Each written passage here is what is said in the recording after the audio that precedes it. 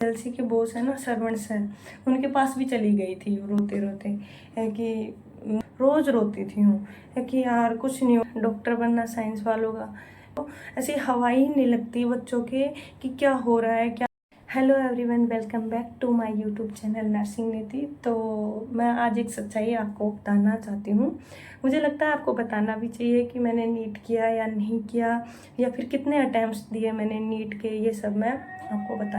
तो 12th करते ही सबका सपना होता है डॉक्टर बनना साइंस वालों का। यूँ तो मेरा भी था कि मुझे भी डॉक्टर बनना है। यूँ तो मैंने घर वालों को बोला कि मुझे कोचिंग ज्वाइन करनी है, तो घर वालों ने कोचिंग ज्वाइन करवा दी।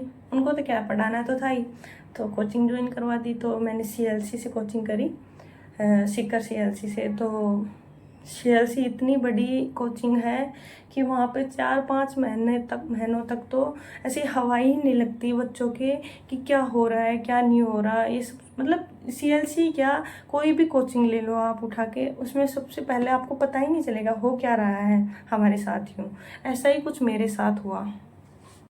ऐसे ही मैं खुद कोचिंग चली गई। अब कोचिंग जाने से होता क्या है, कोचिंग में क्या, ना तो मुझे सिलेबस का कुछ पता था कि क्या सिलेबस है क्या नहीं। सबसे बड़ी जो गलती थी ना, मतलब नीट में वो सिलेक्ट नहीं होने की सबसे बड़ी कमी जो थी ना मेरी, ये थी कि हमारा जो सिलेबस था ना वो आरबीएसई से था, और वहाँ नीट में तो एनसीईआरटी सीबीएसई चलती है, ये आप सबको पता ही होगा। तो क्या था कि मेरे को ना एनसीईआरटी, सही बताऊँ ना, मैंने पहली बार वहाँ पे एनसीईआरटी देखी थी यूँ, कि एनसीईआरटी भी कोई चीज़ होती है यूँ ये करके। तो मेरा ये हो गया था कि कोचिंग जाओ, क्लासें लो और रूम पे आ जाओ यूँ। और क्लासों में भी क्या होता था पता है मेरे साथ यूँ, मेरी क्लासें समझ में नहीं आती थी, बिल्कुल समझ में नहीं। कैसे आएंगी भाई, एनसीईआरटी पहली बार देखी तो क्लासें कैसे समझ में आएंगी। तो मेरे एक ये भी टेंशन थी, शायद मेरे ही क्लासें नहीं समझ में आ रही, सबके समझ में आ रही है। तो मैं रूम पे आके खूब रोती थी। मतलब रोने का तो मेरा ये हो गया था कि रोज रोना यूँ, रोज रोती थी हूँ कि यार कुछ नहीं होने वाला, घर वालों के पैसे लग रहे हैं यूँ, झूठे पैसे लगवा रही हूँ मैं, तो कुछ नहीं होगा, वैसे ही आ गई हवा में यहाँ पे, है ना। रोज रोती थी ऐसे करके। अरे मेरा टेंशन बढ़ने लगी थी। वो मेरा सर ना ऐसे, मतलब ऐसे हो गया था, मेरे बाल ऐसे खींचने लग गए थे, इतने भयंकर यूँ, इतनी भयंकर डिप्रेशन में चल गई। और मैं उन चीज़ों को समझ ही नहीं रही, इग्नोर कर रही हूँ, खाने पीने सबको इग्नोर कर दिया मैंने यूँ। सिर्फ मैंने सोचा मेरे समझ में क्यों नहीं आ रहा है, मेरे से पढ़ाई क्यों नहीं हो रही। और मैं, ऐसी बात नहीं है, ऐसी कोई बात नहीं है कि मैं पढ़ाई नहीं करती थी। आपको मैं बताऊंगी, अब मेरा शेड्यूल इतना गंदा था ना पढ़ाई का कि आप सोच भी नहीं सकते। ऐसा ऐसा इतना गंदा शेड्यूल था मेरा पढ़ाई का।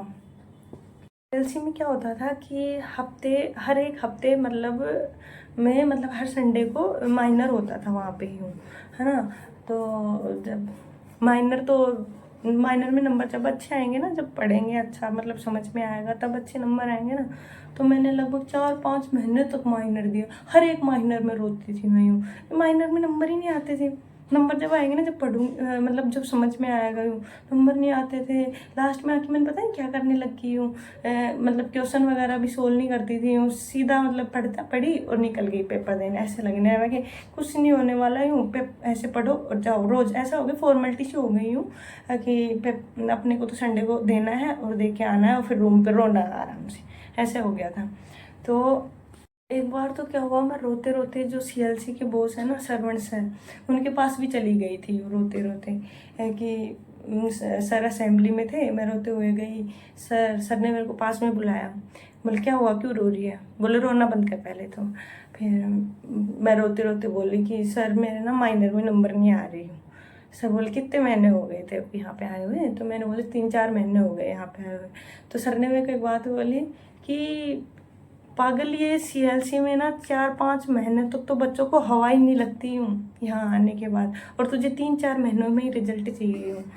तो फिर भी मेरे एक ऐसा था कि यार रिजल्ट की बात नहीं है, कम से कम मेरे समझ में तो आए। मैं पूरी बात सर से कर ही नहीं पाई यूँ, वो करके मैं वहाँ से वापस आ गई थी। बस पूरा साल मेरा ऐसे ही गुजर गया यूँ, रोने धोने में। दूसरी तरफ मेरे घर वालों की टेंशन थी ऐसे कि घर वाले क्या सोच रहे होंगे। माइनर के नंबर घर वालों के पास भी जाते थे यूँ कि घर वाले क्या सोच रहे होंगे, झूठे पैसे लगा रहे हैं इसके पीछे, क्यों पैसे बर्बाद कर रहे हैं। और सीएलसी में आपको पता है कितना पैसा लगता है। तो ये भी एक मेरे बहुत बड़ी टेंशन थी यूँ। तो 1 साल तो मैंने ऐसे ही गुजार दिया यूँ, थकी पेलियों में यूँ, समझने में एनसीईआरटी क्या है क्या नहीं है ना, कुछ समझ में नहीं आया मेरे। वो जो फेज़ था ना मेरा, बहुत ज़्यादा डिप्रेशन वाला था। यानी कि मेरे जो बाल है ना ऐसे खींचने, सही बता रही हूँ, मैंने आपको पहले बताया, मेरे बाल ऐसे खींचते थे यूँ, है ना। मेरे टेंशन होती थी, मुझे ना तो खाने में इंटरेस्ट है, ना खेलने कूदने घूमने, मैं सीकर गई, घूमने वूमने से कोई मतलब नहीं था, सिर्फ ऐसा था मुझे पढ़ना है। पढ़ती भी थी तो क्या पढ़ती थी मुझे खुद को ही नहीं पता मैं क्या पढ़ती थी, है ना। तो मतलब क्या था, वो डायरेक्शन ही गलत था मेरा पूरा प्रॉपर। अब मैं आपको नेक्स्ट व्लॉग में बताऊंगी कि मैंने क्या क्या गलतियां करी हैं, और अगर आप भी इसी फेज से गुजर रहे हो तो मुझे कमेंट बॉक्स में ज़रूर बताना, मैं आपकी ज़रूर हेल्प करूंगी। और ये भी बताऊंगी मैंने कितने अटैम्प्ट्स दिए, ये भी अगले व्लॉग में ही बताऊंगी। तो मिलते हैं नेक्स्ट व्लॉग में, तब तक के लिए बाय।